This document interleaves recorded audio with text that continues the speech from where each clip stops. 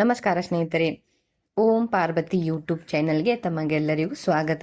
ಸ್ನೇಹಿತರೆ, ಪ್ರಸ್ತುತವಾಗಿಯೂ ಫಾಲ್ಗುಣ ಮಾಸವು ನಡೆಯುತ್ತಿದೆ. ಹೀಗಾಗಿ ಈ ಫಾಲ್ಗುಣ ಮಾಸದಲ್ಲಿ ವಿವಾಹದ ಸಮಸ್ಯೆಗಳಿಗೆ ಒಂದು ಪರಿಹಾರವನ್ನು ಇವತ್ತು ಹೇಳಲಿದ್ದೇನೆ.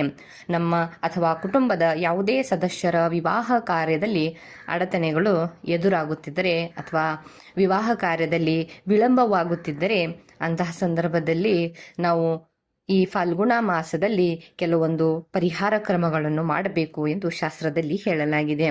ಸ್ನೇಹಿತರೆ, ನೀವು ಇಷ್ಟಪಟ್ಟ ಹುಡುಗ ಅಥವಾ ಹುಡುಗಿಯನ್ನೇ ವಿವಾಹವಾಗಲು ಬಯಸುವವರು ಈ ಫಾಲ್ಗುಣ ಮಾಸದಲ್ಲಿ ಶ್ರೀಕೃಷ್ಣನಿಗೆ ಕುಮುದು, ಪರಿಜಾತ ಹಾಗೂ ಮಾಲತಿ ಹೂಗಳನ್ನು ಅರ್ಪಿಸಿ ಶ್ರೀಕೃಷ್ಣನ ಆರಾಧನೆಯನ್ನು ಮಾಡಿ. ಹೀಗೆ ಮಾಡೋದರಿಂದ ನಿಮ್ಮ ವಿವಾಹದಲ್ಲಿನ ಎಲ್ಲ ಸಮಸ್ಯೆಗಳು ದೂರವಾಗುತ್ತವೆ ಎಂದು ಒಂದು ನಂಬಿಕೆ ಇದೆ ಸ್ನೇಹಿತರೆ. ಅದೇ ರೀತಿಯಾಗಿ ನಮ್ಮ ಮನೆಯಲ್ಲಿ ಹಣಕಾಸಿನ ಸಮಸ್ಯೆ ಇದ್ದಲ್ಲಿ ನಾವು ಈ ಫಾಲ್ಗುಣ ಮಾಸದಲ್ಲಿ ನಮ್ಮ ಆರ್ಥಿಕ ಮುಗ್ಗಟ್ಟನ್ನು ತೊರೆದು ಹಾಕಲು ಲಕ್ಷ್ಮೀ ದೇವಿಯನ್ನು ಆರಾಧಿಸಬೇಕು. ಪ್ರತಿದಿನ ಲಕ್ಷ್ಮೀ ದೇವಿಗೆ ಗುಲಾಬಿ ಹೂಗಳನ್ನು ಅರ್ಪಿಸಿ ಹೀಗೆ ಮಾಡುವುದರಿಂದ ನಮ್ಮ ಎಲ್ಲ ಹಣಕಾಸಿನ ಸಮಸ್ಯೆಗಳು ಕೂಡ ದೂರವಾಗಲು ಪ್ರಾರಂಭವಾಗುತ್ತವೆ ಎಂದು ಹೇಳುತ್ತಾರೆ ಸ್ನೇಹಿತರೆ.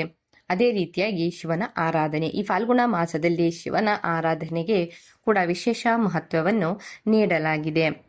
ನಾವು ಈ ಫಾಲ್ಗುಣ ಮಾಸದಲ್ಲಿ ಶಿವ ಮತ್ತು ತಾಯಿ ಪಾರ್ವತಿಯನ್ನು ಪೂಜಿಸುವುದರಿಂದ ಬಯಸಿದ ಫಲವನ್ನು ನಾವು ಪಡೆದುಕೊಳ್ಳಬಹುದು. ಅದಲ್ಲದೆ ನಾವು ಈ ಫಾಲ್ಗುಣ ಮಾಸದಲ್ಲಿ ಶಿವಲಿಂಗದ ಆರಾಧನೆಗೆ ವಿಶೇಷ ಮಹತ್ವವನ್ನು ಇದೆ ಎಂದು ಹೇಳುತ್ತಾರೆ. ಏಕೆಂದರೆ ಸ್ನೇಹಿತರೆ, ಮಹಾಶಿವರಾತ್ರಿಯು ಮಾಘ ಮಾಸ ಅಥವಾ ಫಾಲ್ಗುಣ ಮಾಸದಲ್ಲಿಯೇ ಬರುವುದು. ಹೀಗಾಗಿ ನಾವು ಈ ಫಾಲ್ಗುಣ ಮಾಸದಲ್ಲಿ ಶಿವನಿಗೆ ಸಂಬಂಧಿಸಿದಂತಹ ಪೂಜಾ ಅಭಿಷೇಕಗಳನ್ನು ನಾವು ಈ ತಿಂಗಳಿನಲ್ಲಿ ಮಾಡಬೇಕು. ಅದೇ ರೀತಿಯಾಗಿ ಸ್ನೇಹಿತರೆ, ಈಗ ಹೋಳಿ ಹಬ್ಬವನ್ನು ನಾವು ಫಾಲ್ಗುಣ ಮಾಸದಲ್ಲಿ ಆಚರಿಸುತ್ತೇವೆ. ಅದಕ್ಕಾಗಿಯೇ ಈ ಮಾಸದಲ್ಲಿ ಚಂದ್ರನ ಆರಾಧನೆ ಮಾಡುವುದು ಕೂಡ ನಮ್ಮ ಮಾನಸಿಕ ಒತ್ತಡವನ್ನು, ಮುಕ್ತಿಯನ್ನು ನಾವು ಪಡೆದುಕೊಳ್ಳಬಹುದು ಎಂದು ಕೂಡ ಹೇಳುತ್ತಾರೆ. ಸ್ನೇಹಿತರೆ, ಹೀಗಿರುವಾಗ ನಾವು ಈ ಫಾಲ್ಗುಣ ಮಾಸದಲ್ಲಿ ಶ್ರೀಕೃಷ್ಣನನ್ನು ಮತ್ತು ಶಿವನನ್ನು ಮತ್ತು ತಾಯಿ ಲಕ್ಷ್ಮಿಯನ್ನು ಪೂಜಿಸಿ ನಮ್ಮ ಎಲ್ಲ ಇಚ್ಛೆಗಳನ್ನು ಮತ್ತು ನಮ್ಮ ಜೀವನದಲ್ಲಿ ಉಂಟಾಗುವಂತಹ ಸಣ್ಣ ಸಣ್ಣ ಸಮಸ್ಯೆಗಳಿಂದ ನಾವು ಪರಿಹಾರವನ್ನು ಕಂಡುಕೊಳ್ಳಬಹುದು.